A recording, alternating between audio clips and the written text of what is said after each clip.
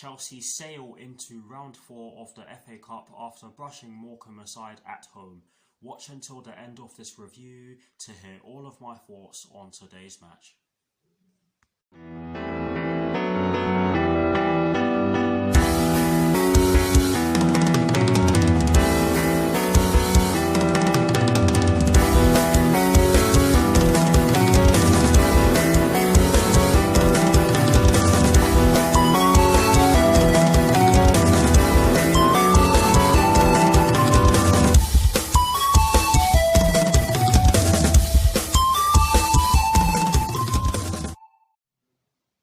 Hello people, welcome to my channel, welcome to another video. This is my review of the match that took place earlier on today at Stamford Bridge in the FA Cup third round between Chelsea and Morecambe, which Chelsea ended up winning by 4-0. So what I'm going to do for you guys in terms of this review is that firstly, I will be giving you guys the lineup that Frank Lampard fielded at the start of today's match. I will then be giving you guys my thoughts on the match itself, and as always, I will be giving you guys the positives and the negatives in which I took from the match. And lastly, I will be giving you guys my thoughts on Chelsea's upcoming Premier League fixture, which will be taking place next Friday at Craven Cottage against Fulham, with kickoff at 8 PM UK time. So without further ado, let's get straight into this review. So kicking things off with the lineup that Frank Lampard fielded at the start of today's match, and as always, starting off with the formation he chose. Yes, it was a 4-3-3, and I'm not going to lie to you guys, I wasn't at all surprised by the fact that he went with a 4-3-3, but in terms of the personnel Frank Lampard chose to start today's match, he went with Kepa in goal, he went with a back four from right to left of Cesar Azpilicueta, Kurt Zouma, Antonio Rudiger and Emerson Palmieri. He went with a midfield three of Billy Gilmore, Mason Mount and Kai Havertz, and he decided to go with a front three from right to left of Hakim Ziyech, Timo Werner and Callum Hudson-Odoi. I was not expecting Frank Lampard to field such a strong side, but you can also understand why he did. But yes, it was a very strong side for him to field. It was a very strong side that Frank Lampard fielded, shall I say, to correct myself. But yes, that is the lineup that Frank Lampard fielded at the start of today's FA Cup third round tie against Morecambe. Now for my thoughts on the match itself, and as always, starting off with the first half. I definitely think that Morecambe made a good start to the match, and they actually could have had the ball in the back of the net inside the first few minutes. I didn't actually see what happened, but I definitely heard the commentators saying that they could have had the ball inside the net in the first few minutes of the match, and you guys are just going to have to trust what I heard. But yes, Morecambe definitely held their own inside the first 10 to 20 minutes of the tie. But yes, I also felt that they restricted us to long shots, which is how we got the first goal, which I'll get onto in a second. But Morecambe had a glorious chance from their right wing position. I can't even tell you who took the shot or cross, whichever one you like. But yes, it was a cross shot. It came in from their right hand side, and Kepa did look as though he was off his line. Although when the cross shot came in, he did very well to stop it from crossing the line, and he actually had to spin to stop it from going and Kepa actually had to turn his body in a really funny way to stop the ball from crossing the line. It was a very good save, I have to say, and you can definitely say that he redeemed him. You can definitely say that he I'm speaking too quickly. You can definitely say that he redeemed.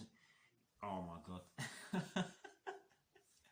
You can definitely say that he redeemed himself. There we go. Fourth time of asking.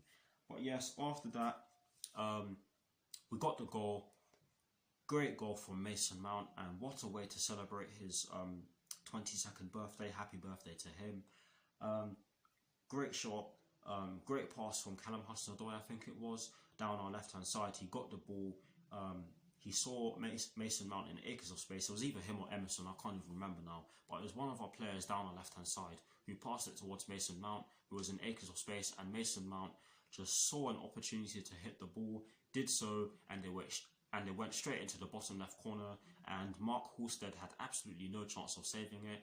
You can argue that he was unsighted, but it was a great strike from Mason Mount. However, I felt as though it was a bit of a sucker punch because Morecambe were definitely holding their own, although you can definitely argue that the chance to take a shot from outside the box was always there with the way Morecambe set up. But yes, great goal from Mason Mount, and after that we did start to get into our rhythm a bit more, and we started to create a few more chances. And I'm going to paraphrase because Morecambe didn't really do too much in an attacking sense, but they continued to play the way they were doing. They continued to play the way they were playing. They were rather pragmatic, and that isn't me criticizing them. That's just me saying what I saw. They definitely did so on a greater scale. But yes, in the dying minutes of the first half, we got the second goal, and it started off. The move started off with a brilliant ball from Hakim Ziyech down our right hand side. He saw Kai Havertz in acres of space inside the box, crossed it towards him with his wand of a left foot. I have to say, that left foot of his is special. But yes, he crossed it in. Kai Havertz then headed it towards Timo Werner, who was as free as a bird in the centre of the box, and he just tapped it home to end his goal drought, and we went into half-time with a 2-0 lead. Yes, Morecambe did give us a good game in the first half, and they could have scored. I'm not entirely sure how many shots on target they had in the first half. I didn't actually check, but yes, they did have some decent chances in the first half. But overall, I thought it was an okay first half performance from us. Yes, our passing was a bit sloppy, and we did look a bit slow in the early stages of the match. But we got into it, and we got 2 goals, and one of them coming before half-time, which is always a positive, and I'll get onto that later on. But yes, now for my thoughts on the second half. What a fantastic way to start the second half, guys. I don't know about you, but this was an excellent second half performance. This was an excellent way to start the second half, But yes, it was an excellent second half performance because we bagged 2 more goals, and the first of the 2 goals that we scored in the second half came through Callum Hudson-Odoi, and again, Hakim Ziyech just doing what he does best with that wand of a left foot of his. I can't remember who gave the ball to him, but Hakim Ziyech got the ball in the attacking midfield position. In the central attacking midfield position. He saw Callum Hudson-Odoi making a darting run in between 2 defenders, and he put the ball over the top of the Morecambe defence and into the path of Callum Hudson-Odoi, who brought it down absolutely exquisitely and fired it past Mark Halstead, who had absolutely no chance of saving it. Well, actually, no, let me retract that. He actually got a hand onto it, and you can argue that he should have done better with it, but there was far too much power on the shots from Callum Hudson-Odoi, and it went straight into the bottom left corner on Callum Hudson-Odoi's side, and that gave us a 3-0 lead. And with the way we started the second half, we definitely deserved it, because we did create a few chances before we got the 3rd goal, and I felt as though Callum Hudson-Odoi definitely deserved it because he was excellent today. And I'm going to paraphrase because we all saw how many chances we had. I mean, Hakim Ziyech had quite a few chances from outside the box in both halves.